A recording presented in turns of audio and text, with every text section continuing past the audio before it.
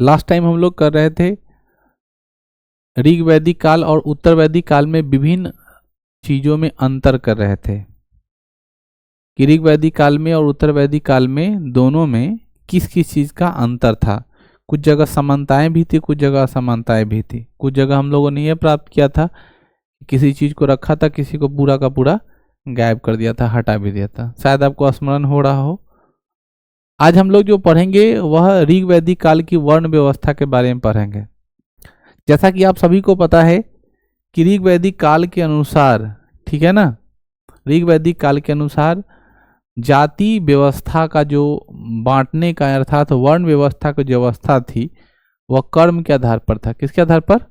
जो जैसा काम करेगा वैसा श्रेष्ठता प्राप्त करेगा। आज भी लगभग वैसा ही है, ठीक है ना।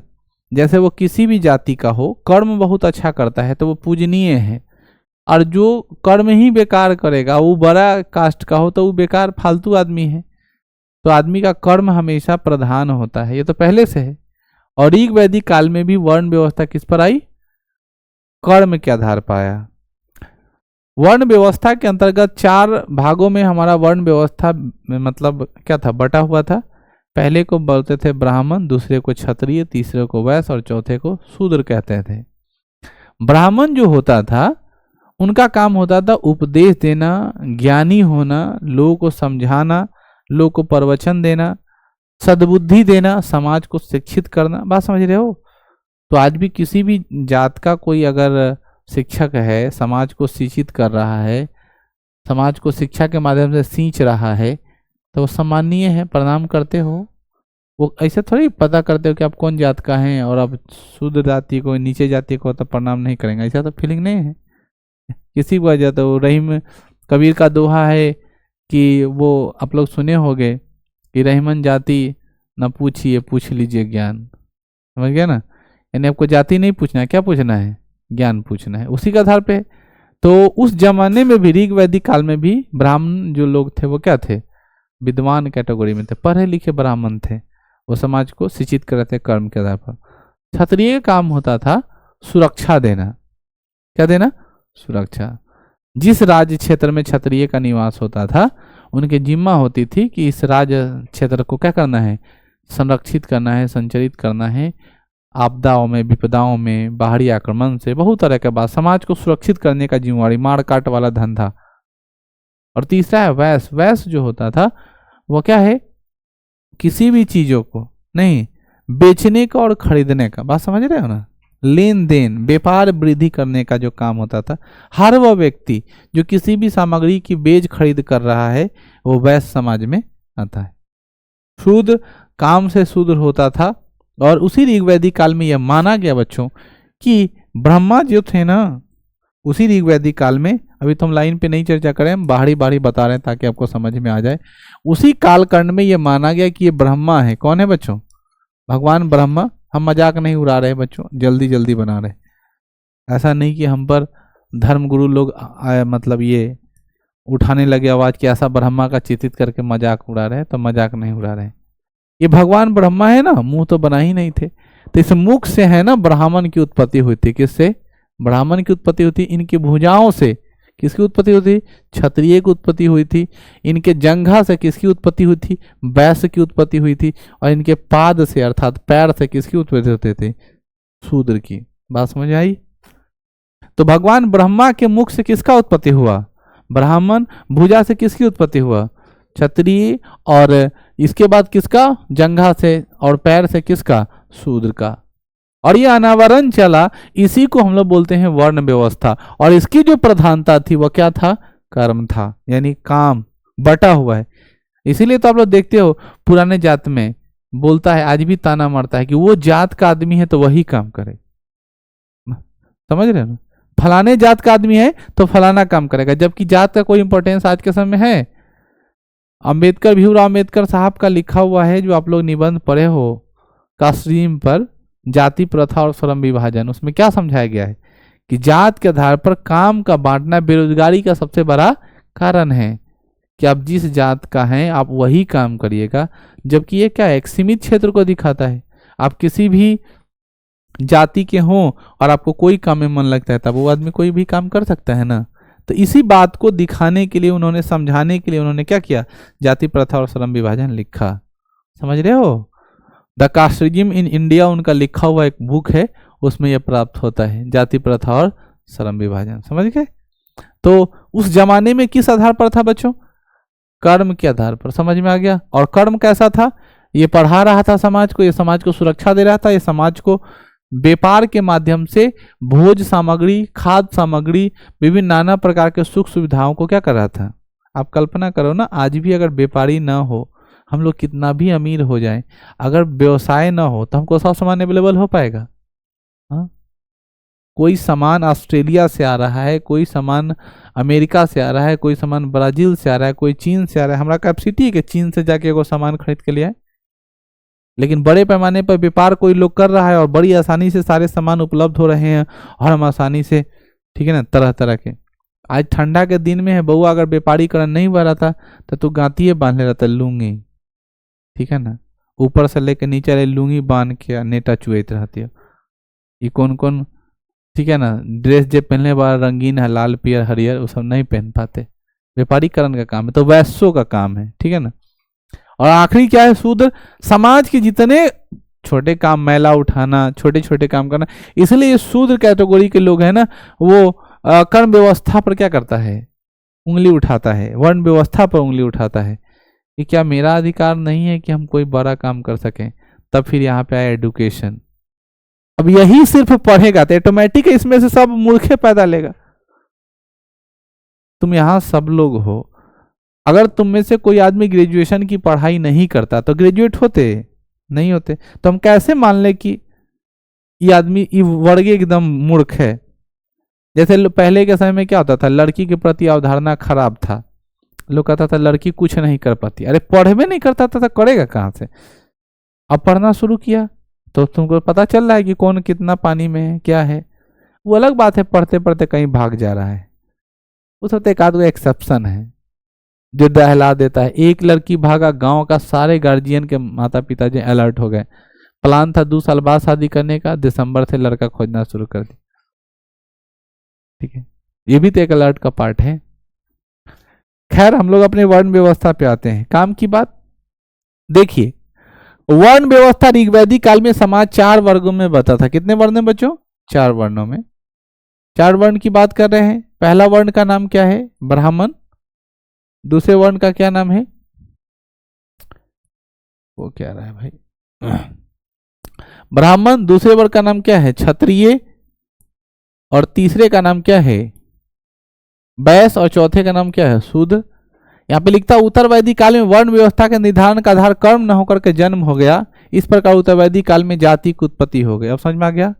यानी ऋग वैदिक काल में यह बताया गया कि ब्राह्मणों की उत्पत्ति मुख से हुई है, क्षत्रियों की उत्पत्ति भुजाओं से हुई है, वैश्य की उत्पत्ति जंघा से हुआ है और शूद्र की उत्पत्ति पैर से हुआ है। लेकिन जब उत्तर वैदिक काल आया तो उसमें क्या है, जन्म का आधार माना जाने लगा। अभी क्या होता है, जन्म का आधार जानकर तुमको समाज की बहुत विडंबना समझ में आएगा।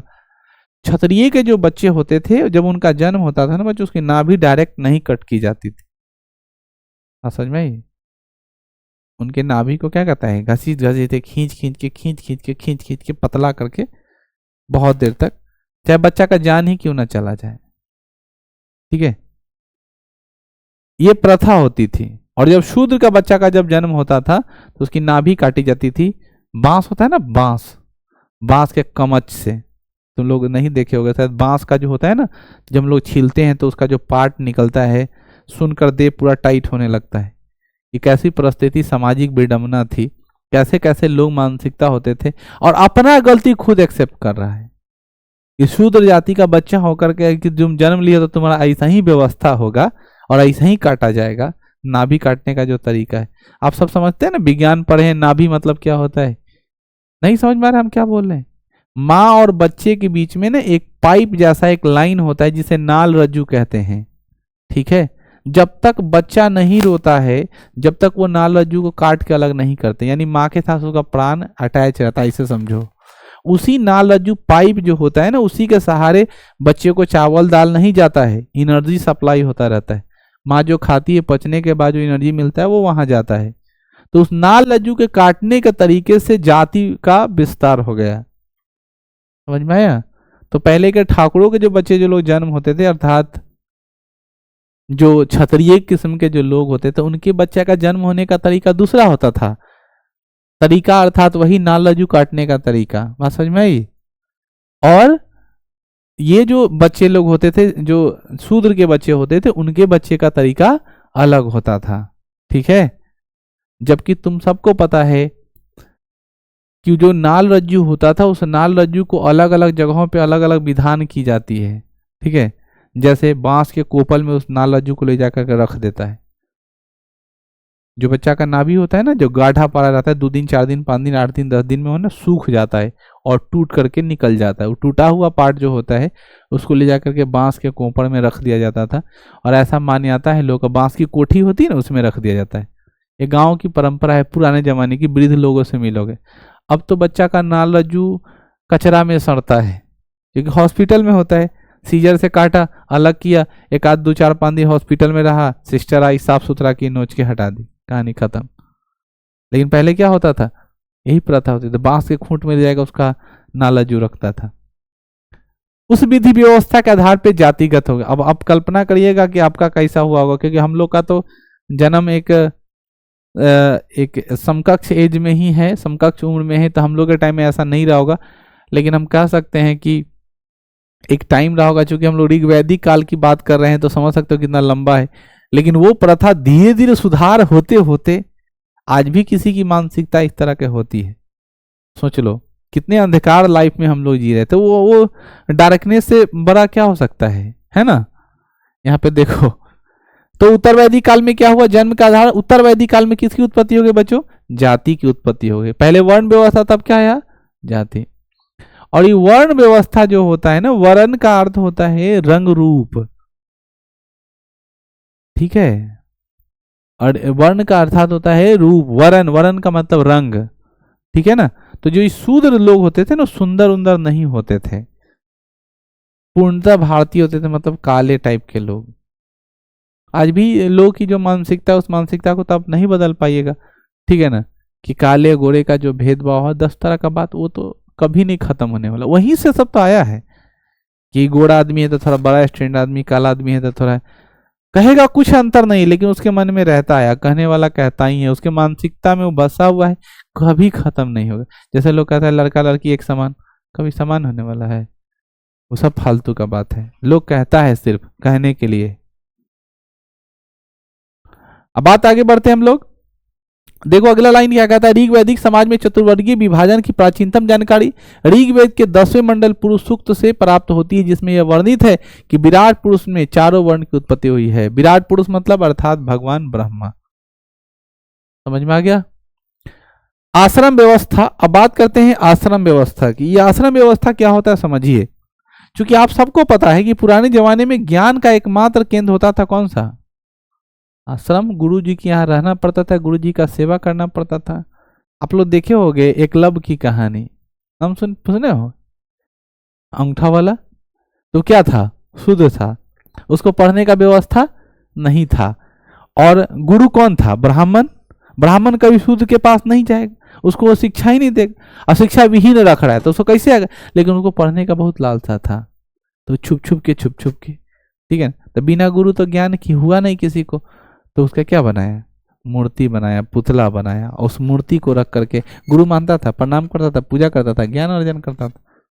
एक बार जब परीक्षा ले रहे थे तब देखा कि कोई नहीं मारा, पीछे से वो बाण आके लग गया, अरे तेरी, पता चला ही था अर्जुन भी नहीं लगा पा रहा है, पीछे इतना खतरनाक आदमी ही कौन है। प्रणाम करता है, बोलता है हम आपके शिष्य हैं, ऐसे ही से हुआ। अब देख लिए गुरु द्रोण की बाप रही तो बहुत लफड़ा फंसा देगा, इसलिए क्या करना है, गुरु दक्षिणा मांग लेते हैं। गुरु दक्षिणा तो हमारा पैसे नहीं देता है, और अंगूठा दे दिया, ठीक है ना। और गुरु दक्षिणा में क्या मांग लिए, ठीक है अगर हम तुम्हारे गुरु हैं तो ज्ञान लिए हो तो गुरु दक्षिणा तो देना पड़ेगा। जी गुरु जी जो मांगिएगा दे देंगे। तो अंगूठा दे दो, अंगूठा काटा, दे दिया। बाकी जब अंगूठा कट गया तो धनुष तर्कस चढ़ाने का पावर खत्म हो गया, वो बहुत बड़ा धनुर्धर होकर भी समाप्त हो गया। तो कैरियर समाप्त इसी को करना कहते थे। पहले के जमाने में क्या होता था, जातिवाद का मतलब समझ में आ गया ना, कि एक शूद्र जाति का है, एक क्षत्रिय जाति का है, तो शूद्र ही सिर्फ जो काम करना है वो करो, घोड़ा चलाओ, घोड़ा को खियाओ, ये सब काम करो, हाथी को लेकर चलाओ, लेकिन हे तुम तर्क शोषण नहीं करो। समझ में आ गया ना ये सब चीजें। तो जातिगत विषमताएं कितना ही सुनकर अगर ये सब बात अगर बहुत अच्छे से कोई शुद्ध समझ में आ जाता है, तो इसीलिए बहुत पढ़ा लिखा जब आदमी हो जाएगा, छोटे संवर्ग का आदमी, तो बड़ा जात को नहीं देख चाहता है, बहुत ज्यादा उसके बीच अंदर एक ज्वाला उत्पन्न हो जाएगी। और बड़ा जात छोटे जात को नहीं देखना, क्योंकि इतिहास पढ़ा है कि मेरा पावर कैसा था, अब धीरे धीरे मेरा पावर कंप्लीट खत्म होते जा रहा है। किसी का वर्चस्व खत्म होगा तो दुख होगा ना, और किसी को अपना पुराना दिन याद आएगा तो उसको भी परेशानी है। इसीलिए दोनों में एकदम, और जो बीच वाला है वो तो पहले से भी दगड़ा का बैगन है, इधर से गुरुकड़ा इधर और इधर से गिर रहा है, उसकी स्थिति वही है, जो वही हाल है जो दगड़ा में रखने के बाद इधर से गुरुकता है इधर, इधर से गुरुकता है इधर। ये लड़ाई अगड़े और पिछड़े की है, ये मध्यम वर्गीय का तो हाल वही है जो पहले से होता रहा है। ठीक है,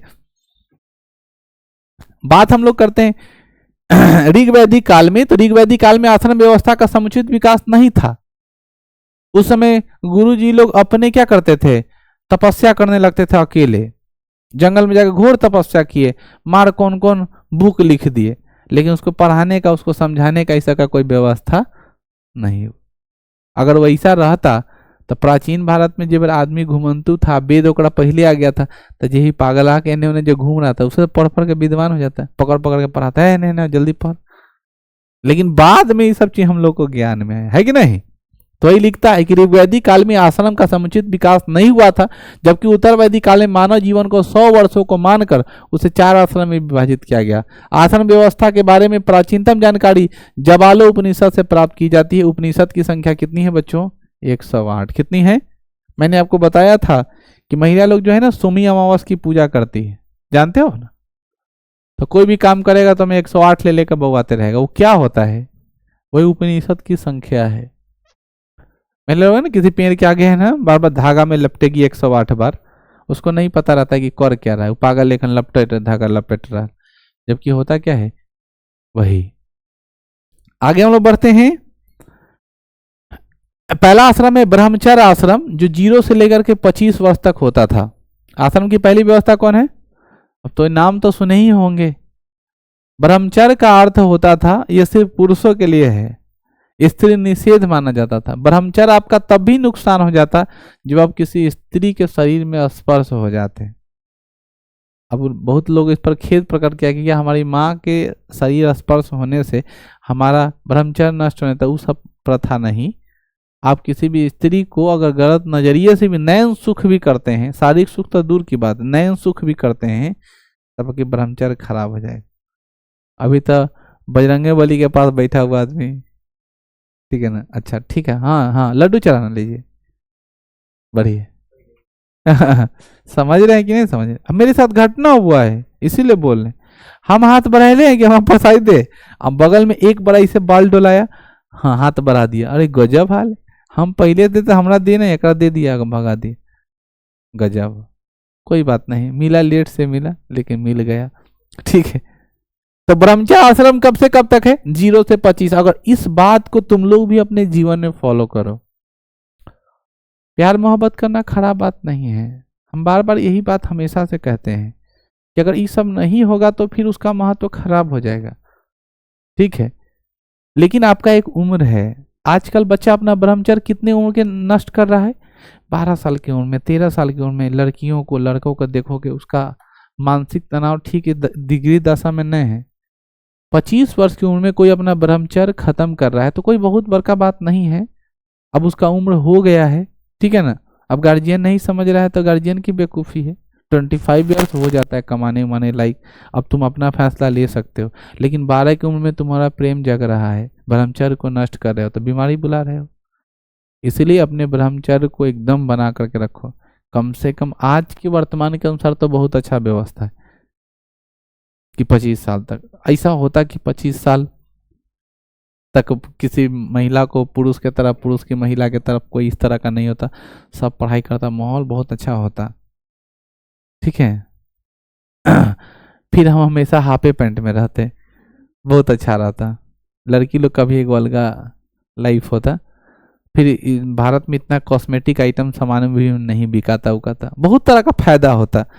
तो ब्रह्मचर्य आश्रम रहना बहुत जरूरी है। दूसरा है बच्चों गृहस्थ आश्रम। 25 के बाद ब्याह करिएगा, आपको होएगा बाल बच्चा।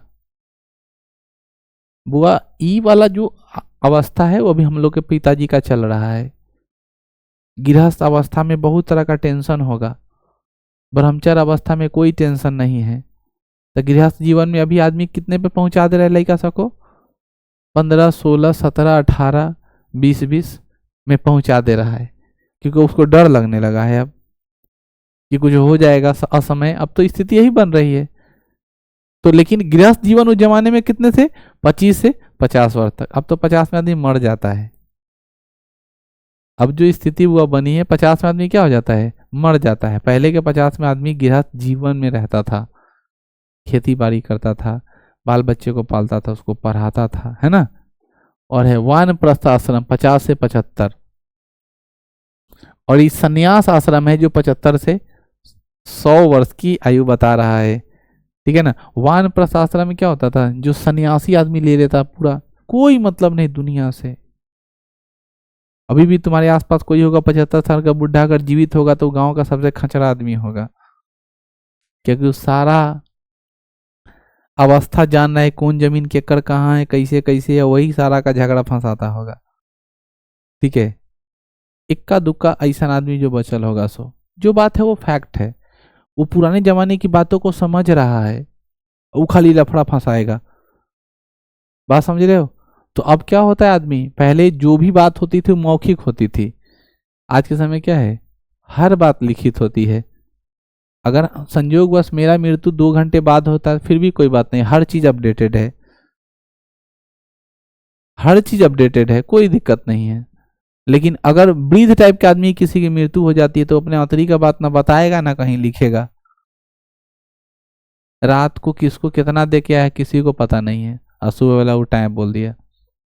जबकि हम लोग का है डाटा पूरा लिखा रहता है, इसको दिए इसको दिए, पैसा तो है नहीं लेकिन जो भी दिए दे दिए, ये बात है। तो ये चारों आश्रम समझ में आ गई ना बच्चों। पहला क्या है? ब्रह्मचर्य आश्रम 0 से 25। अपने घर में ऐसा व्यवस्था लगाइए, ब्रह्मचर्य का पालन रोहित बहुत अच्छा कर रहा है, ठीक है ना। बजरंगबली का फोटो रखो और बस। लड़कियां भी, ऐसा नहीं कि लड़के, लड़कियां भी, ठीक है।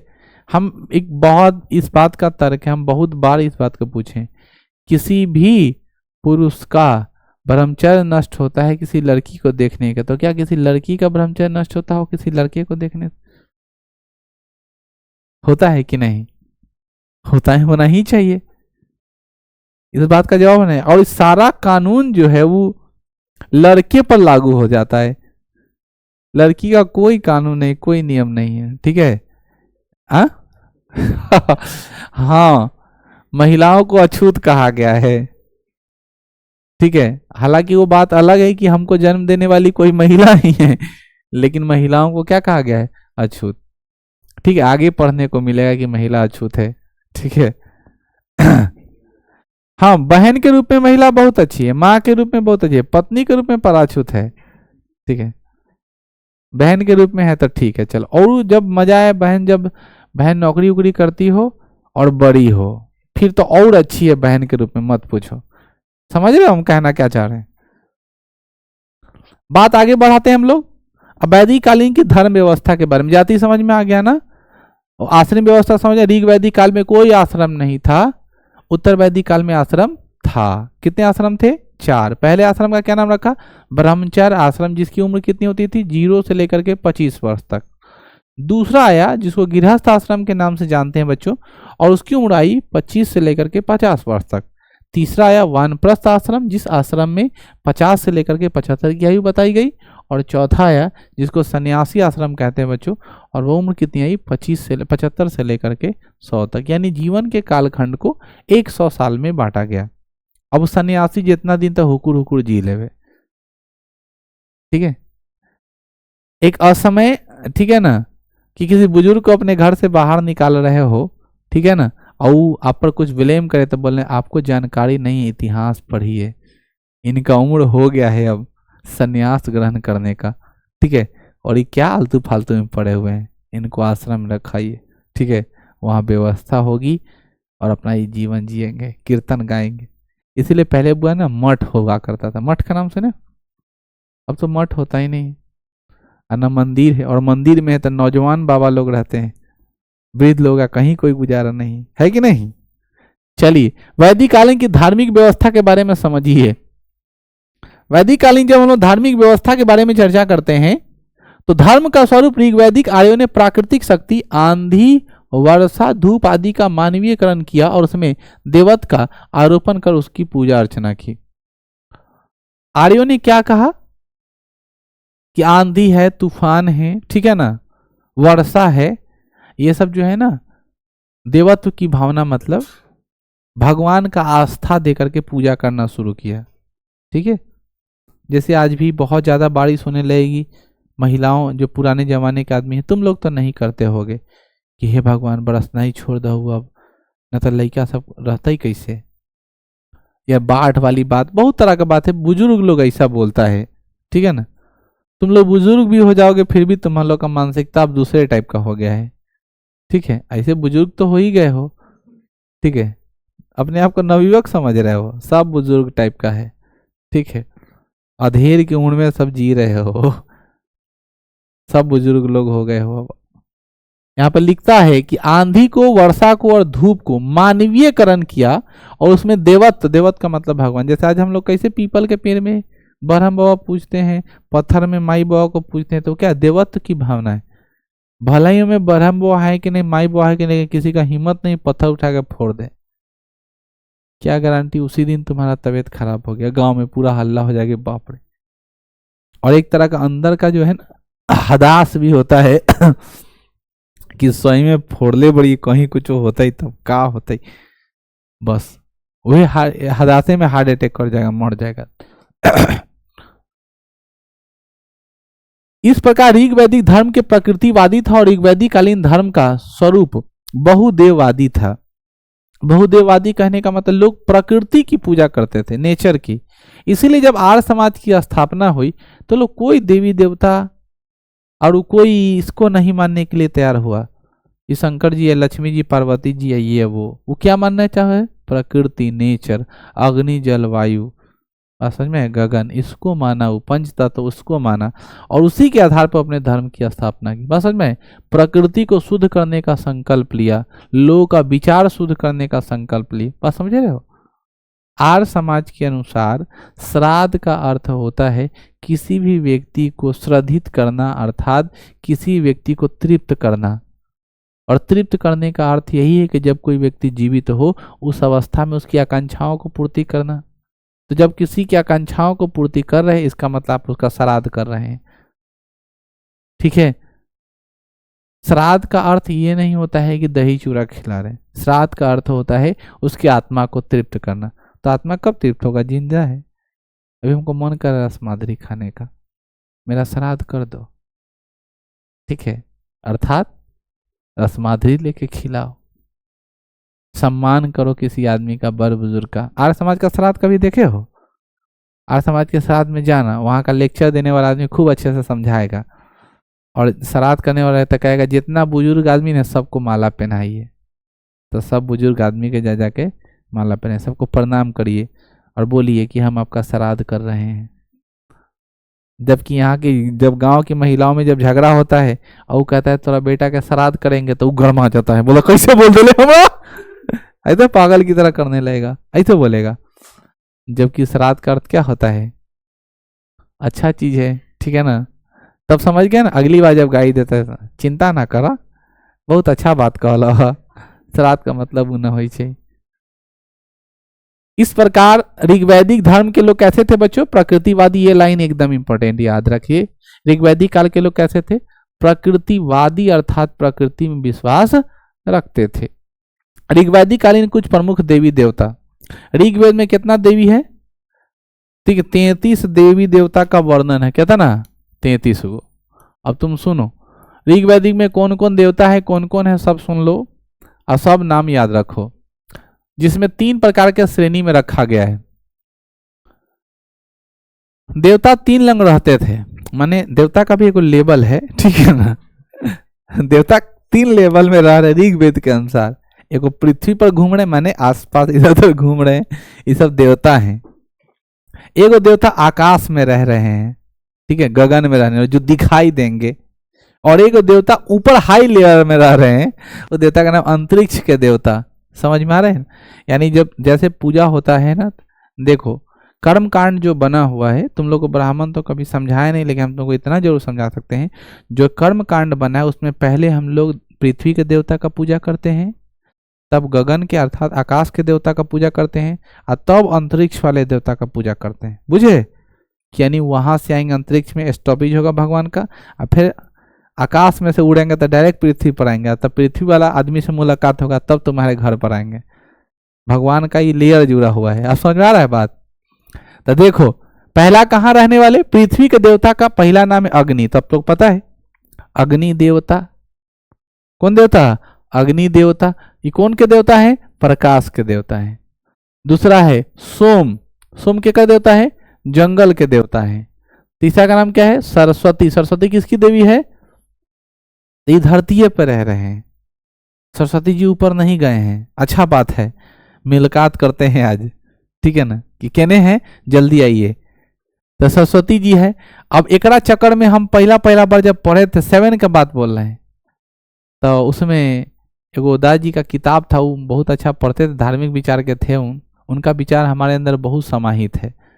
पिताजी का बहुत कम विचार मेरे पास है, लगभग 90% विचार मेरे दादाजी का है। तो किताब पढ़ते थे, उसमें लिखल था कि अगर आप सरस्वती को ग्रहण करना चाहते थे, गूलर के पेड़ पर 21 दिन बैठना है, प्रतिदिन गूलर के पेड़ पर, और ये वाला मंत्र को, ठीक है ना, भूखे रह करके क्या करना है? पढ़ना है, तब आपको एकदम सरस्वती आपके वश में हो जाएंगे। इस ससुरा 2 घंटा भूखे ना रहा दैया, 21 दिन कैसे भूखे रहते? तो ऐसा ना डिफिकल्ट, तब हम बाबा के हो बाबा पता हो एमे ऐसा ना काम लिख दे छे कि अभी के आदमी से तो होबे ना करते, आ ना होता या ना सरस्वती जी मिलता। समझे बात? हाँ तो ठीक कहे छे। तो ऐसा व्यवस्था है, किताब पढ़िएगा तब ऐसा जादू टोना वाला बहुत सारा किताब मिलता है, उसमें लिखल रहता है ये सब बात, जबकि ये सब एक तरह का ढकोसला है। आपको ये सब मंत्र पढ़ने से थोड़े किताब ज्ञान आ जाएगा। मंत्र पढ़ने के लिए भी आपको पहले पढ़ने आना चाहिए, यानी आपको कर्म करना चाहिए। बात समझ में आया? तो यहाँ पर देखिए पृथ्वी के देवता कौन कौन है बउआ? अग्नि। प्रकाश के देवता सोम। जंगल के देवता सरस्वती। विद्या के देवता बृहस्पति। कौन के देवता? यज्ञ देवता। यज्ञ बड़ा बड़ा, अब तो यज्ञ करता ही नहीं लोग, और यज्ञ करता है तो बहुत ज्यादा घमंड में रहता है, कैसे घट जाएगा, इतना सामान मंगा देंगे। पहले लोग यज्ञ करता था तो डरता था, भगवान को निमंत्रण देता था, प्रणाम करता था कि बहुत बड़ा यज्ञ करने वाले हैं। अब हर चीज तुरंत तुरंत मिलता है ना, पहले तो कुछ तुरंत तुरंत नहीं मिलता था।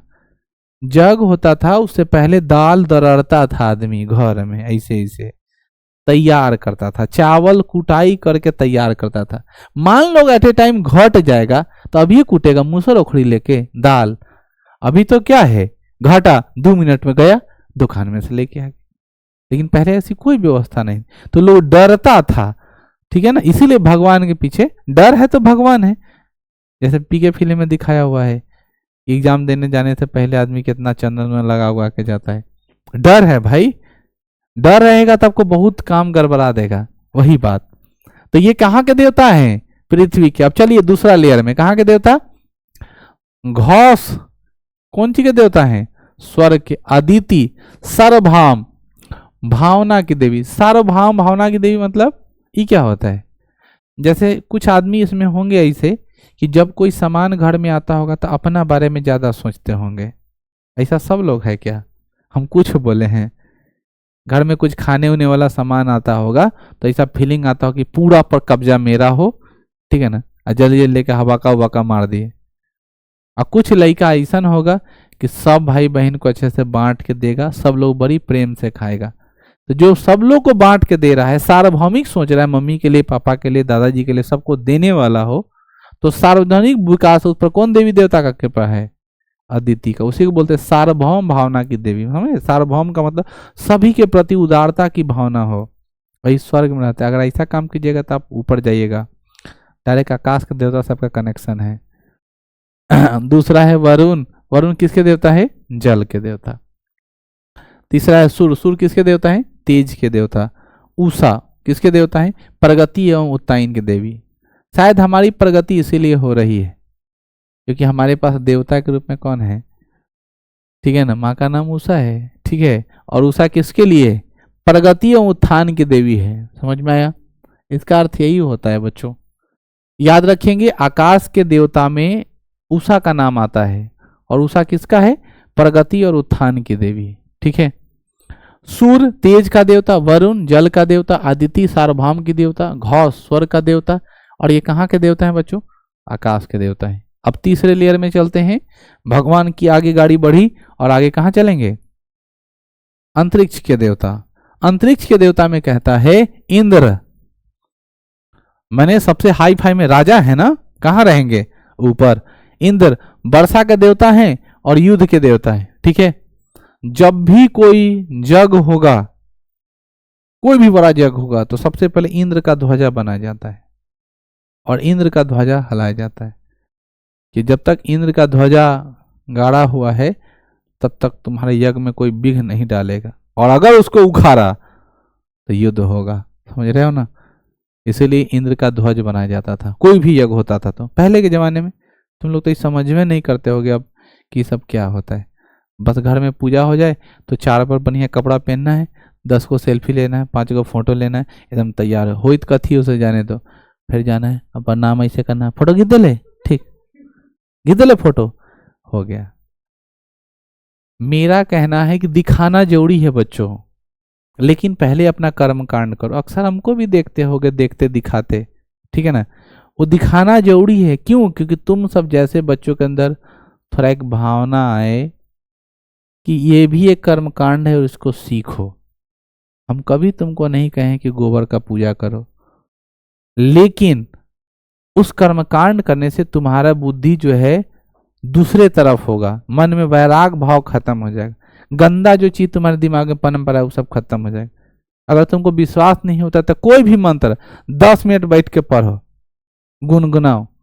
जब गाना गाने से आदमी का दिमाग फ्रेश हो सकता है, माइंड, तो क्यों नहीं 2-4 मंत्र बैठकर जाप करें, पढ़ें उसको संस्कृत में बोल्ड साउंड में, क्या दिक्कत है? शंख बजाओ, शंख बजाने से पूरा नली एकदम फ्रेश रहेगा, पूरा लोड पड़ेगा। ये आपका कर्म कांड है, क्या दिक्कत है? करो। गाना सुनते हो तुम, वही सुनो, उसी का लय तैयार करो, ठीक है। तो इंद्र किसके देवता हैं बच्चों? युद्ध के देवता हैं। दूसरा है मरुत। मरुत किसके देवता हैं? तूफान के देवता। रुद्र, रुद्र किसके देवता हैं? और प्रजनन किसके देवता हैं? वर्षा के। समझ में आई? ये चारों कहाँ रह रहे हैं?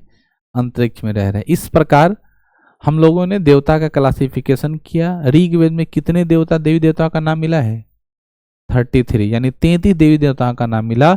उस 33 देवी देवताओं को हम लोग अलग अलग भागों में बांटे, उसमें से ग्रुपिंग किए, पृथ्वी पर रहने वाले, आकाश में रहने वाले और अंतरिक्ष में रहने वाले। पृथ्वी पर रहने वाले का पहला का नाम क्या रखें? अग्नि। किसके देवता हैं? प्रकाश के। बहुत मार मारेंगे, तुरंते भुला जाते हो। किसके देवता? प्रकाश के देवता। दिखाई दे रहा है? दूसरे को हम लोगों ने नाम क्या रखा? दूसरे का हम लोगों ने नाम रखा सोम। सोम किसके देवता हैं? जंगल के देवता हैं। तीसरे का नाम रखा सरस्वती। किसके देवता हैं? अब तो इतना तो जरूर याद होगा, सरस्वती किसके देवता हैं? विद्या के। और चौथे कौन सा है? ठीक है ना, बृहस्पति किसके देवता हैं? यज्ञ के देवता हैं। हो गया। आकाश में रहने वाले देवी देवता में पहला कौन है? घोष। घोष किसके देवता हैं? स्वर्ग के देवता। दूसरे का नाम क्या है? अदिति, सार्वभौमिक सोच की देवी हैं। और वरुण किसके देवता हैं? जल के देवता हैं। और लास्ट में कौन आया? सूर्य। सूर्य किसके देवता? तेज के देवता हैं। ठीक है। जब बात करते हैं हम लोग अंतरिक्ष के देवता को, तो इंद्र। इंद्र किसके देवता हैं? मरुत है। मरुत किसके हैं? उसके बाद कौन है? रुद्र। रुद्र किसके देवता? पशुओं का। प्रजनन किसके है? लेकिन महत्व के आधार पर, किसके आधार पर? महत्व के आधार पर 5 प्रमुख ऋग्वैदिक देवता हैं। इस जितने सारे देवताओं का नाम लिखे उसमें से सारा देवता इंपॉर्टेंट नहीं है, बुझे। रिश्तेदार तो बहुत है, लेकिन ब्याह में जीजा के, भैंसुर के, फूफा के, मामा के ज्यादा इंपॉर्टेंट है। ठीक है ना?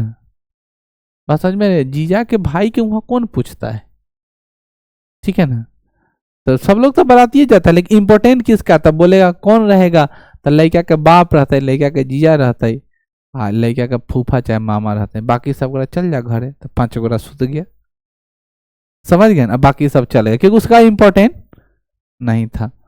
आप कहीं जा रहे हैं और आपकी महत्वाकांक्षा कुछ नहीं है, तो वहां चुपचाप रहिए, हे पर ध्यान दीजिए, लगातार खाते रहिए, ठीक है ना, ज्यादा फालतू बात पर ध्यान नहीं दीजिए। एक देवता का नाम लिखा गया, उस देवता में से महत्व के आधार पर, समझ रहे हैं ना, देवता में भी महत्व है, तो महत्व के आधार पर देवता को कितने भागों में, आइए पहले देवता का नाम इंद्र, तो इंद्र है तो अंतरिक्ष, सबसे ऊपर से उठा के ले आया, नाम समझ में आ रहा है ना, किसके देवता है इंद्र, युद्ध के देवता हैं। दूसरे को ले आ गया अग्नि, कहां से लेके आ गया, पृथ्वी से लेके आ गया, किसके देवता हैं, प्रकाश के, नाम याद आ रहा है। तीसरे वरुण, वरुण कहाँ के हैं, जल के देवता है, कहाँ के है, पृथ्वी के है देवता, आकाश के देवता है, और जल के सोम, सोम जो है पृथ्वीवासी है, जंगल के सोम किसके देवता है, जंगल के देवता। और आगे है मरुत, ऊपर रहते हैं अंतरिक्ष में, और मरुत है आंधी तूफान के देवता, तूफान के देवता है। और ये पांचों क्या है, महत्व के आधार पर कितने देवता हैं, 5। ऋग वैदिक काल में 33 देवी देवताओं का उल्लेख किया गया, उसमें से महत्व के आधार पर 5 ही देवी देवता कामिल है, बाकी सब देवी देवता कथी है, कामिले हैं, लेकिन उतना कामिल नहीं है, ठीक है ना, कैसे बोले कि बेकामिल है, भगवान कहीं देख लेंगे सरस्वती जब ये किसी आ जाएंगे, अगले बगले में बहू आ रहे हैं और कहेंगे अरे चौड़ा हमरे बुद्धि से तुम बोल रहा है, तुम हीरो बन रहा है, तो हमको लपेटे में ले लेंगे। अब सब देवी देवता को थोड़ा डीप एक्सप्लेन करते हैं।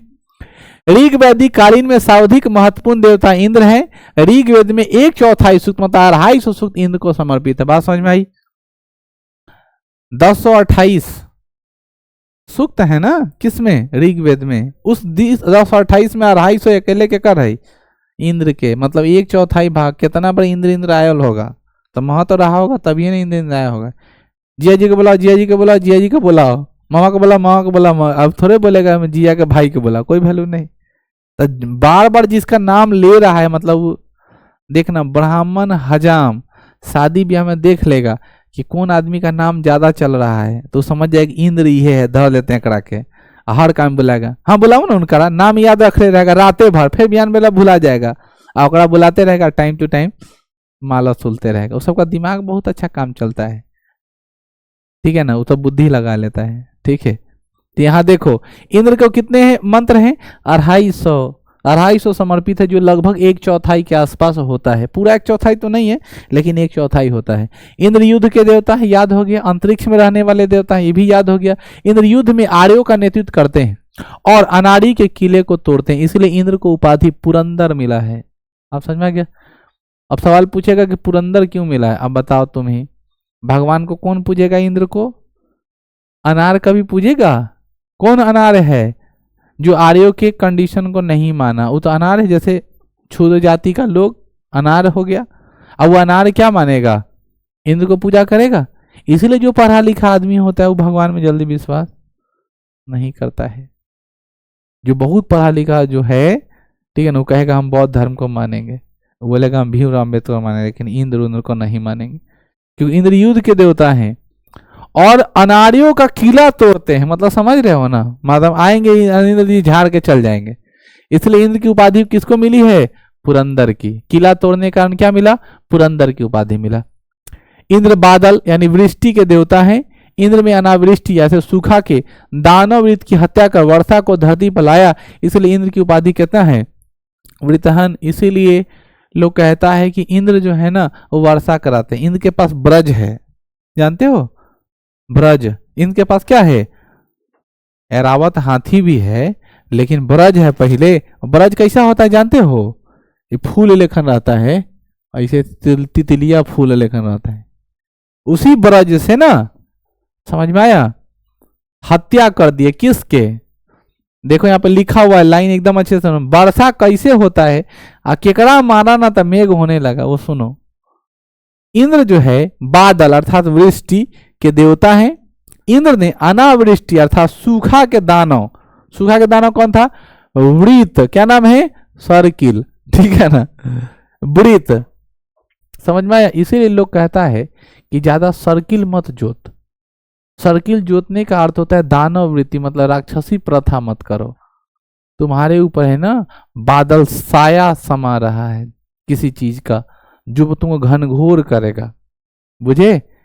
तो ये जो अनावृष्टि के जो सूखा के देवता हैं उनका नाम था वृत, और उसकी हत्या किसने की? इंद्र ने की। और वर्षा को कहाँ लाया? धरती पर लाया। इसलिए इंद्र को किसकी उपाधि मिली? वृतहन की। किसकी उपाधि मिली बच्चों? वृतहन। यानी वृत जो है वो किसके देवता हैं? सूखा के देवता हैं। और इसकी हत्या किसने कर दी? इंद्र ने कर दी। इसलिए उनका क्या नाम रखा? हमको तो लग रहा है हम सतयुग में चले गए हैं। गुड़िया बाबू नींद आ रहा है। नींद के बारे में लाइन कहा गया है कि न बुलैला से आई और न सुतला से आई, जब ही आई जब पढ़ाई आई। ठीक है ना? तो जब पढ़ने लगे या नींद आने लगे, इसका अर्थात है कि आप श्रीमद् भागवत कथा में बैठे हैं। ठीक है ना? भागवत कथा में बैठे हैं, आंख लाल लाल किए हुए हैं। इंद्र का अस्त्र क्या है? व्रज। मैंने अभी फोटो भी बना दिया। इंद्र का अस्त्र क्या है? व्रज। लोगों का मानना है, हालांकि इस किताब से उसका कोई मतलब नहीं है, ये तो पढ़ाई सिलेबस में ही पढ़ रहे हैं, लेकिन धार्मिक विचार में मतलब इंद्र का जो व्रज है, जो सूर्य जो तेज के देवता थे, उस सूर्य को कौन निकल गया? बजरंग बली, हनुमान जी। और हनुमान जी को मारे इंद्र जी डायरेक्ट व्रज से। ठीक है, बस निकला हुआ सूर्य को क्या किए? हटा दिए। इसका प्रमाण इसमें नहीं है, ठीक है ना, लेकिन आप लोग सुनते हो वही व्रज। ठीक है, तो सुन लीजिए आगे बढ़ी। इंद्र का अस्त्र क्या है? व्रज। तो इंद्र के बारे में तीन तीन बात हम लोग आज जान लिए। इंद्र को पुरंदर कहा गया है। क्या कहा गया है? पुरंदर। क्यों कहा गया पुरंदर? क्यों? आर्यों के युद्ध का नेतृत्व करते थे, अनार्यों का किला तोड़ते थे। अनार्यों के किला तोड़ने का उन्हें क्या बोला गया? पुरंदर बोला गया, अर्थात इंद्र। समझ में आ गया? अब इंद्र का पर्यायवाची भी आप बोल सकते हैं पुरंदर, वृतहंता या वृतहंत बोल सकते हैं। किसको कहा गया है? इंद्र को। वृतहंत क्यों कहा गया? कि बादलों के देवता हैं, वृष्टि के देवता हैं कौन? और अनावृष्टि के देवता थे कौन? वृत, अर्थात सूखा के देवता थे। उस सूखा के देवता को मार करके धरती पर पानी लाने वाला व्यक्ति का नाम क्या है? इंद्र। इसीलिए उसे क्या कहा गया? वृतहंता कहा गया। समझ में आ गया? कोई दिक्कत? चलिए आगे बढ़ते हैं। ऋग्वेद में ऋग्वेदी कालीन दूसरे प्रमुख देवता कौन है? अग्नि। ऋग्वेद का पहला मंत्र अग्नि को समर्पित है। पहला मंत्र किसको समर्पित है? इसीलिए लोग कोई भी काम आहुति देकर ही करता है। छोटा मोटा यज्ञ करिएगा कुछ संपन्न नहीं होगा, लेकिन जब बड़ा यज्ञ करिएगा तो स्वाहा स्वाहा करते रहिए, आहुति दीजिए। क्या क्या देना पड़ेगा? आहुति। अलग अलग धार्मिक विचार लोगों का मानना है कि महिलाओं को हवन नहीं करना चाहिए। किसको? महिलाओं को। क्यों नहीं करना चाहिए? उसमें अलग अलग जो चीज है उस सबका अलग अलग उपमा है। उपमा मतलब नाम। तो जब हम लोग डालते हैं हवन, उसमें तिल जो होता है वह किसका उपमा है? विष्णु का उपमा है, अर्थात भगवान विष्णु का उपमा बराबरी दिया गया है। और हर महिला को लक्ष्मी माना जाता है, और विष्णु और लक्ष्मी दोनों पति पत्नी है। तो पत्नी किसी पति को कैसे भस्म करेगी आग में? बुझे? इसीलिए नहीं करना चाहिए हवन। लेकिन पंडित जी का ध्यान है पंटकिया पर। जितने आदमी हवन करेगा उतने पंटकिया होगा। करा हवन, स्वाहा स्वाहा। बात समझ रहे हो? जो बात है वो फैक्ट है। या अगर करना चाहिए तो साबुत हवन की लकड़ी से, जिसमें तिल समाहित ना हो। बात समझ में आई? चलिए हम लोग आगे बढ़ते हैं। ऋग्वेद में अग्नि के लिए कितना सूक्त है? 200। इंद्र के लिए 250, अग्नि के लिए 200। ये सब क्या कर रहा है? सब अपने हाँ पिया दिए तो 450 तो ये हो गया। तो मैं वर्णन क्या कर है? हमको ही नहीं समझ में आ रहा है। अग्नि मानव एवं देवताओं के बीच मध्यस्थता का कार्य करता है, इसीलिए अग्नि को मध्यस्थ देवता कहते हैं। देखो तुम अभी धरती पर हो और तुम भगवान के पास जाना चाहते हो, तो क्या उपाय है? अग्नि में जाना पड़ेगा। अग्नि में जाओगे ना, आप लोग देखे होगा सीता माता को जब धरती फटा है, फिल्म में ही सही, देखने का मतलब फिल्म में देखिएगा, दूसरे रंग थोड़े देखिएगा। तो उसमें जब आप देखिएगा तो डायरेक्ट धरतिया फटा और में से आग निकलने लगा सीता जी। अगर अग्नि नहीं रहता तो भगवान से कनेक्ट नहीं होइएगा।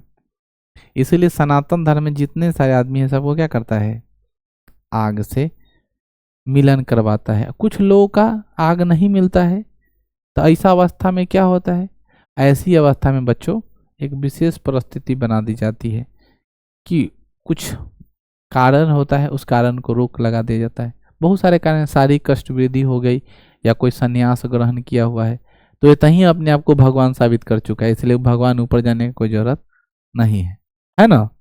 उस स्वर्ग काहे जाएगा, जो व्यक्ति संन्यास ग्रहण कर लिया वो धरती पर ही स्वर्ग की अनुभूति कर लिया। हमको किसी से आज लालच ना रहे, किसी से कोई मतलब नहीं, यकीन मानो तुम्हें कोई टेबल का टेंशन नहीं है। बेचैन हम क्यों हैं कि हमारा नाम होगा, अच्छा पोस्ट मिलेगा, अच्छे पैसे होंगे, घर होंगे, ये हो, और तुम्हारे दिमाग से ये सब बात खत्म हो जाए, डिलीट कर दिया जाए, बचपन वाला बात आ जाए तुम्हारे दिमाग में, आराम से खाना सोतना, कोई मतलब है किसी से, ठीक है ना। स्वर्ग की अनुभूति हो जाएगी, ठीक है ना, एकदम। बात समझ रहे हो ना। तो यहाँ पे क्या लिखता है, अग्नि के मध्यस्थ देवता, अग्नि को कौन देवता कहते हैं, मध्यस्थ। क्यों, आदमी में और भगवान का मिलाने वाला जो है वो कौन है, अग्नि है, इसीलिए अग्नि को क्या कहते हैं। समझ में आ गई बच्चों। चलिए आगे बढ़ते हैं हम लोग। अगला है वरुण। तीसरे देवता कौन है, वरुण। वरुण तो जल के देवता है, इनका भी इंपॉर्टेंस रहा होगा। वरुण प्राकृतिक संतुलन अर्थात रीत नियामक है, संसार की प्रत्येक क्रियाविधि को यही नियंत्रित करता है। जब भी कर्म कांड होगा, छोटा से छोटा भी काम, तो देखना ध्यान से, पहले कलशा लेकर धरेगा। बिना कलशा के कोई, चाहे ब्याह हो, चाहे श्राद्ध हो, चाहे कुछ हो, है बिना कलशा कुछ काम होगा। और जो कलश में जो पूजा होता है बच्चों, उस कलश में वरुण देवता का पूजा होता है। किस देवता का, समझ में आई। इसलिए वरुण देवता का पूजा न्यूनाधिक न करके अधिकाधिक करना चाहिए, अर्थात अधिक से अधिक करना चाहिए। न्यूनाधिक का मतलब कम से कम नहीं। यहाँ पे लिखता है कि वरुण प्राकृतिक संतुलन अर्थात रीत का नियामक है, संसार के प्रत्येक क्रियाविधि यही नियंत्रित करता है। वरुण प्रत्येक जीव को अच्छे बुरे कर्म अर्थात नैतिक आचरण का हिसाब रखता है और बुरे कर्मों के लिए कठोर दंड देता है। इस प्रकार वरुण दंड विधाता है। कौन विधाता है, हम लोग तो फिल्म में देखा था कि चित्रगुप्त हिसाब लिखता है, ठीक है ना, कि आपने कितना पाप किया है, आपने कितना पुण्य किया, सबका हिसाब होगा और उसी अनुसार यमराज तुम्हारा कथा करेगा। लेकिन अभी हम लोग यहाँ पढ़ रहे हैं, इससे क्या प्राप्त कर रहा है कि वरुण आपके बुरे कर्मों का हिसाब रखता है और उसी अनुसार लोग कभी काल कहता है कि यही धरती पर भोग के जाए के हो तो तोरा, काहे कि यतही वरुण देवता है ना। वरुण कहाँ के देवता हैं, वरुण कहाँ के देवता हैं, अभी पढ़े अभी भूल गए। यानी एक कथा सुनते हो, दूसरा कथा एकदम दिमाग में नहीं चलता रहता है। अजीब हाल है तुम लोग का। अपना दिमाग थोड़ा है ना चालू करके रखो। किसके देवता हैं, पृथ्वी के देवता हैं। अरे भाई अपना कॉमन सेंस इस्तेमाल कर रहे हो, पढ़ाई में वो सब काम नहीं चलता है। धरती पर, अरे देखो तुम धरती पर आएगा तो बराबर में दिखाई देगा, ऊपर से देखेगा वीडियो कैमरा करके तब ना सबके गलत सही नजर आएगा। तो वरुण देवता आकाश में बैठा और ऐसे ऐसे देख रहे हैं। समझ में आ रहा है ना। हाँ, कैसे तो लोग दिमाग लगाते हो। तो बुरे कर्मों का देते हैं। वरुण देवता का चर्चा ऋग्वेद में कैमा मंडल में है, 7वें मंडल में। बात करते हैं सोम, तो सोम पृथ्वीवासी देवता है, जंगल के देवता है। ऋग्वेद के 9वें मंडल में सभी 114 सूक्त सोम देवता को समर्पित है, इसलिए ऋग्वेद के 9वें मंडल को सोम मंडल भी कहा जाता है। 114 को सूक्त इनके लिए आया, ठीक है। वरुण के बारे में नहीं चर्चा किया कि कितना सूक्त इनके लिए आया है।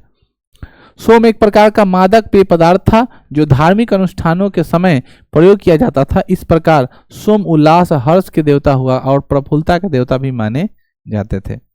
सौंदर्य के देवता सोम एक प्रकार का मदिरा हुआ करता था, शराब जिसको पीने से, समझ रहे हो, शराब जो है वो पीने से आदमी खुश भी हो जाता है, क्योंकि उसके सारे गम मिट जाते हैं, ऐसा लोग का मानना है, ठीक है। अब तुम सोचो कि शराब जो है वो सस्ती मिलती है या महंगी, उससे मतलब नहीं है। पेट्रोल महंगा मिल रहा है, क्यों महंगा मिल रहा है? क्योंकि उसको जीएसटी से बाहर रखा गया है। किसे बाहर रखा गया? जीएसटी। अगर उसको जीएसटी के अंतर्गत ला दिया जाएगा तो पेट्रोल का मैक्सिमम कीमत 45 से 50 रुपये होगी, 40 से 45 के बीच में होगा, उससे ज़्यादा नहीं होगा। लेकिन पेट्रोल पर क्या किया? जीएसटी से बाहर रखा। जीएसटी से बाहर रखने का मतलब जितना मन करेगा उतना पैसा लेंगे। बात समझ में आई? और अलग अलग राज्यों में अलग अलग मूल्य निर्धारित होगा। जिस राज्य को जितना पैसा लेने का मन है उतना लेगा।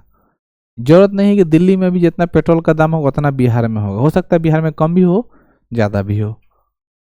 बात समझ में आ रही है? क्योंकि हर राज्य और सेंट्रल गवर्नमेंट अपना अपना हिस्सा निर्धारण करता है कि हमको वहां से कितना टैक्स चाहिए। और अगर जीएसटी में ला दिया गया तो सभी जगह बराबर और सबका रेट बराबर हो जाएगा। बात समझ में आई? इसीलिए उसको जीएसटी से कहाँ रखा गया है।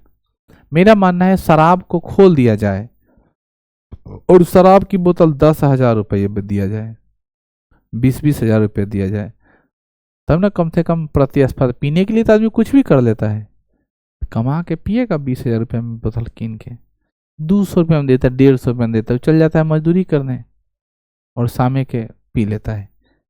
कम से कम 20,000 रुपये रहना चाहिए। अब मान लो अगर ओरिजिनल 20,000 मिलेगा तो डुप्लीकेट 10,000 में तो मिलेगा। फिर वही बात है, इसलिए शराब को बहुत महंगा करना चाहिए। तो ऋग्वेद में 9वें मंडल में देवता सोम का उल्लेख है।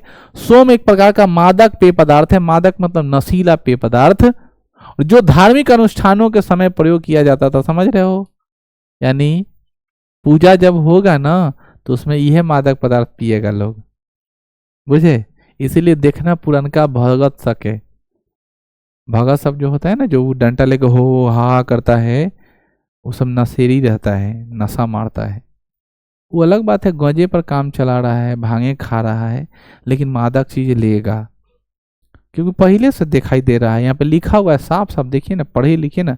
सोम एक प्रकार का मादक पेय पदार्थ है जो धार्मिक अनुष्ठानों के समय प्रयोग किया जाता था। और इस प्रकार सोम उल्लास यानी हर्ष के देवता हुआ होते या प्रफुल्लता के देवता माने जाते हैं। समझ में आ गए? उसको पीने से रवानी आ जाती थी, खुश हो जाता था लोग, ठीक है ना, इतना प्रफुल्ल हो जाता था कि उसका मतलब आज भी देखोगे पापा सही से पैसा मांगता है तो नहीं देता है, जब पी लेगा तो बोले बेटी कितना चाहिए, लो लो बेटी, निकाल बेटा। फिर बयान में जब नशा टूटेगा आगे खुशिया कितने बात है, पैसा निकाल लेगे पाकिट में से, मार बांस के ठीक कर ले। ऐसा ही होता है बच्चों, ये हम सुबह सुबह देखें इसलिए कह रहे हैं, ठीक है।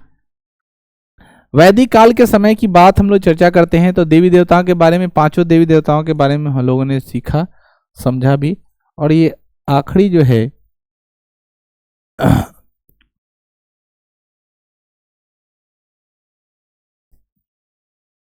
इसका हम लोग आखिरी पार्ट को कर लेते हैं, इसको कंप्लीट ही करेंगे आज।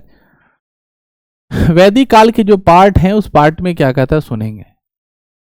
वैदिक काल के पार्ट में वैदिक काल का अंतिम समय अर्थात उत्तर वैदिक काल में लगभग 1000 ईसा पूर्व में लोहे की खोज हो चुकी थी। अतः कृषि में क्षेत्र में अत्यधिक परिवर्तन हुआ और लोगों की आर्थिक स्थिति धीरे धीरे मजबूत होने लगी थी।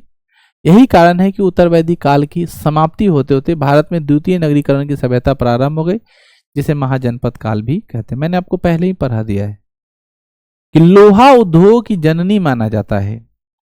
और जैसे ही एक सभ्यता पूरा हो रहा था 1000 ईसा पूर्व से, जब 600 ईसा पूर्व के आसपास हम लोग जा रहे थे, उत्तर वैदिक काल का जब टाइम पीरियड बिता रहे थे, उसी कालखंड में क्या हो गया था, लोहे की खोज हो गई थी और जिससे लोग कृषि करने शुरू हुए। और दूसरा जब युग आरंभ हुआ उससे होते होते लोग, है ना, वैदिक काल की समाप्ति होते होते भारत द्वितीय नगरीकरण सभ्यता की तरफ प्रारंभ हो गई, जो कौन काल कहलाता है, महाजनपद काल। यानी हम लोग का अब समय आ गया है कि हम लोग इतिहास के मजेदार चीजों की तरफ बढ़ेंगे और महाजनपद पढ़ने वाले हैं।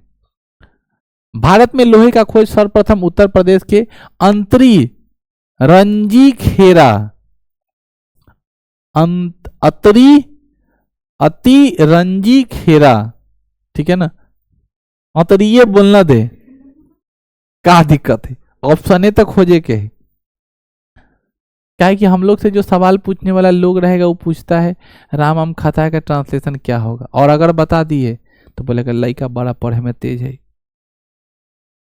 ओकरा से ई थोड़ा ही पता है कि प्लासी का युद्ध कब हुआ आ केकरा केकरा बीच हुआ, ओ में टीपू सुल्तान जी है वो कैसा रंग के टोपी पहनले था, पूछे ये सब सवाल थोड़े पूछेगा, क्योंकि पूछने वाला आदमी का भी एक सीमा है, बुझे। तो यहाँ पर हम लोग को जो है वो ऑप्शन से न बनाना है, इसीलिए याद रखें औतरीय बोल देते हैं, औतरीय से मिला हुआ है, ठीक है। भारत में लोहे की खोज सर्वप्रथम उत्तर प्रदेश की अतिरंजी खेरा नामक स्थान पर लगभग 1000 ईसा पूर्व में हुआ था, यानी जब उत्तर वैदिक काल की जब शुरुआत हुई तब। डेट याद है अच्छे से, चलिए बाबू। ऋग वैदिक कालीन समाज में प्रारंभ में महिलाओं की स्थिति काफी अच्छी थी, मैंने आपको पढ़ाया भी था कि ऋग वैदिक काल में बहुत अच्छा, लेकिन उत्तर वैदिक काल में गड़बड़ आ गया। अगर वहां खराब नहीं हुआ रहता तो महिला लोग लड़का लेखन रहती, अब पुरुष लोग लड़की लेखन रहता, यानी आज जो है वो विदाई होता लड़का के, लड़की से ब्याह के लड़का के ले जाती का। अभी परंपरा न चेंज हो सका, ठीक है ना, कि लड़का मतलब लड़की को ले जाए या लड़की लड़का को ब्याह करके ले जाए, प्रथा बना हुआ है ना कि लड़का लड़की को ब्याह करके ले आएगा, तो ये चेंज ना हो सका कि लड़की लड़का को ब्याह करके ले जाएगी। तो अब दोनों में विचार हुआ कंबाइन, बोला तू हो घर छोड़ हम वो घर छोड़ते हैं, दुन्नू गड़ा घर छोड़ के फुर हो गया, नया प्रथा उत्पन्न हो गया जिसको भागना कहते हैं, ठीक है ना। नहीं हुआ रे, न एकरा विदाई के टेंशन न ओकरा के, ऊ कहला ओकरा पर आरोप लगाए कि तू अपन घर ना छोड़ला, हम अपन घर छोड़ देली, देख तोरा खातिर हम अपन घर छोड़ले बारी, ऊ कहेगा तोरा खातिर हम अपन घर छोड़ले बारी, दुन्नू गड़ा का विदाई हो गया, बुझे। आप तो भी टेंशन नहीं है, बिहार में तो जमीन की सर्वे हो रही है, अब आपके मैके में ही जमीन मिल जाएगा, इतना आराम से घर बनाइए, एकदम सुखी संपन्न से रहिए, ठीक है ना। यहाँ देखिए ऋग वैदिक समाज में प्रारंभ में महिलाओं की स्थिति काफी अच्छी थी, उन्हें शिक्षा का अवसर दिया जाता था, बाल विवाह का प्रचलन नहीं था, किंतु विधवा विवाह का प्रचलन था। ऋग वैदिक काल में बाल विवाह नहीं होता था, अच्छा समय था वो, और विधवा विवाह का प्रचलन था तो ठीक बात था, क्योंकि विधवा कब तक अकेले बिना किसी सहारे के, ठीक है ना, बड़ा दिक्कत होता है विधवा का जीवन, तो वो प्रचलन ठीक था कि विवाह करा दे, छोटे भाई से पकड़ के ब्याह करा दे, लेकिन चलो उसका सहारा तो बन गया, आदमी जीवन तो जी रहा है, तो उस समय का व्यवस्था बहुत अच्छा था। इस काल में सती प्रथा, प्रदा प्रथा, बहु विवाह का प्रचलन नहीं था। प्रदा प्रथा समझते हो ना, अंदर ठीक है मुंह कुरिए गिर जाओ, लेकिन पर्दा नहीं, घूंघट नहीं उठना चाहिए, समझ रहे हो। और ये सती प्रथा तो आप लोग समझिए रहे हैं, जाना पड़ेगा पति के साथ अमरत्व की प्राप्ति करने, मध्यस्थ देवता के साथ, अग्नि देवता और भगवान, आप दोनों के बीच कोलैप्स होगा, कंडीशन बनेगा, डायरेक्ट भगवान से कनेक्ट होइएगा। कितना मजेदार बात है, हैं? अच्छा हुआ हम पुरुष हो गए। ऐसे हमको बहन हम पर आरोप लगाती है कि तुम पुरुषवादी सोच का है, ठीक है। पुरुषवादी सोच कहने का मतलब हम पुरुषों के बारे में ज्यादा अप्रिशिएट करते हैं। अरे उसको क्या पता हम पुरुष का जिंदगी जी रहे हैं तो कितना चुनौती है, ठीक है ना। अगर तुमको अपने महिला होने पर बहुत अभिमान है तो हमको भी अपने पुरुष होने पर बहुत अभिमान है, ठीक है। हम बहुत सारा चुनौती का सामना करना पड़ रहा है। अभी जब मारपीट होगा तो औरत सब जल्दी से घर में घुस जाएगी और पुरुष लोग निकले कौन है रे, कौन है रे। कभी किसी औरत को ये सुनने को ताना मिला हो कि औरत तुम मर्द बन के बैठी है, ऐसा सुनने को मिला है? लेकिन अगर कोई पुरुष किसी सभा में नहीं जाता है तो तुरंत ताना सुनने को मिलेगा, कैसा पुरुष है, मौगा बन के बैठा हुआ है, बोलता है कि नहीं। तब इसीलिए पुरुष का होना बहुत कठिन काम है। आगे बढ़ते हैं हम लोग। इस काल में समाज में धार्मिक व्यवस्था में धीरे धीरे कर्मकांड को मजबूती में अपनी स्थिति को बनाता रहा। यजुर्वेद में विभिन्न प्रकार के यज्ञ और युद्ध की चर्चा की गई है। आप लोग पढ़ाए थे यजुर्वेद में सभा और समिति, प्रजापति की दो, प्रजापति अर्थात ब्रह्मा विष्णु महेश के, ठीक है ना, दो पुत्रियां बताई गई है। याद रखिएगा ये सब बात, ना तो ऐसा ना कि ये मैं पढ़ रहे हैं और मैं निकल रहे हैं। सभा और समिति मतलब ही नहीं समझिएगा मीटिंग हो रहा है। यजुर्वेद में विभिन्न प्रकार के यज्ञ और युद्ध की चर्चा की गई, जबकि अथर्ववेद में विभिन्न प्रकार के कर्मकांड, जादू टोना इत्यादि की चर्चा। ये तो बहुत पहले जान गए कि युद्ध की चर्चा की मतलब गद और पद वाला वेद इक्वल टू यजुर्वेद, ठीक है ना। और जादू टोना, तंत्र मंत्र, वशीकरण, काला जादू, काला साया, बुझे कि नहीं बुझे, ठीक है, काला जादू काला साया, ठीक है ना, ये सब जो चल रहा है, हालांकि अब अंजोरिया राज चल रहा है, एक बाद फिर समय आएगा।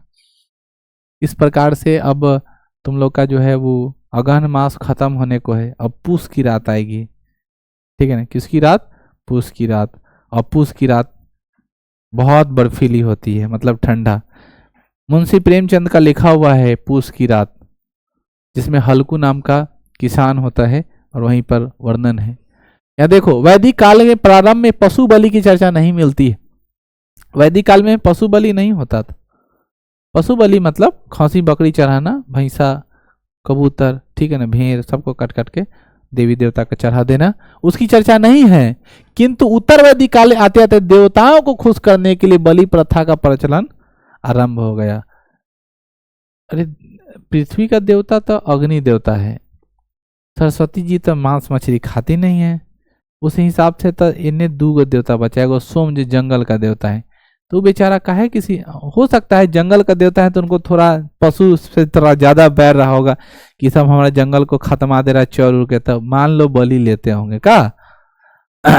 उत्तर वैदिक काल विभिन्न प्रकार के दर्शन की चर्चा की गई है। कौन कौन दर्शन है नाम याद रख लीजिए। जैसे शाख दर्शन है, कपिल मुनि का लिखा हुआ है। योग दर्शन पतंजलि का, आप लोग नाम सुने होइएगा, रामदेव बाबा पतंजलि का प्रोडक्ट निकालते हैं, दूर मर। पतंजलि इक्वल टू वो किताब है, वो गुरु थे, ठीक है ना, आप समझे ना, योग के गुरु, योग दर्शन के पतंजलि का लिखा हुआ प्रवर्तक, इसलिए उनके नाम पर वो प्रोडक्ट निकाला। तुम सोच रहे हो कि पतंजलि कुछ और है, योग प्रवर्तक थे। न्याय दर्शन गौतम मुनि का लिखा हुआ है।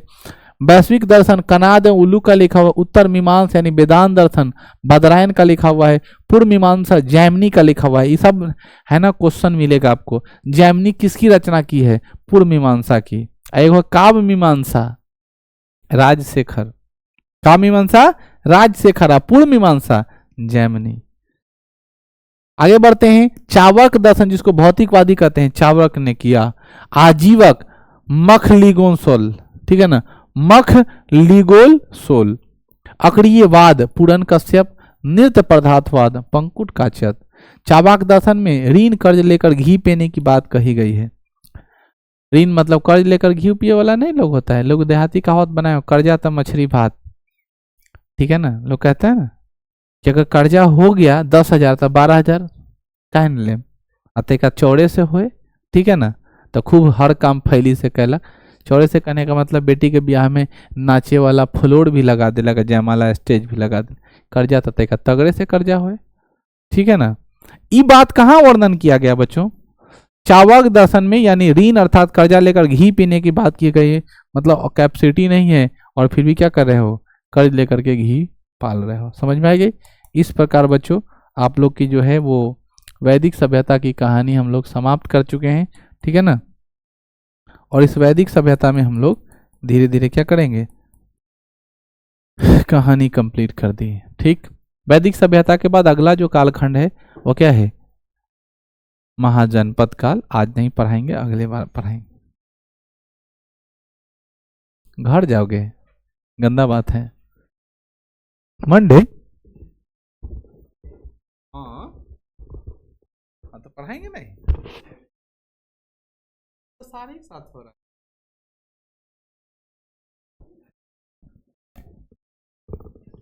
गुड़िया को से लग रहा है, लड़का का देख के ना माया लग जाए, तो ये लागल है, मुंह देखे ना कितना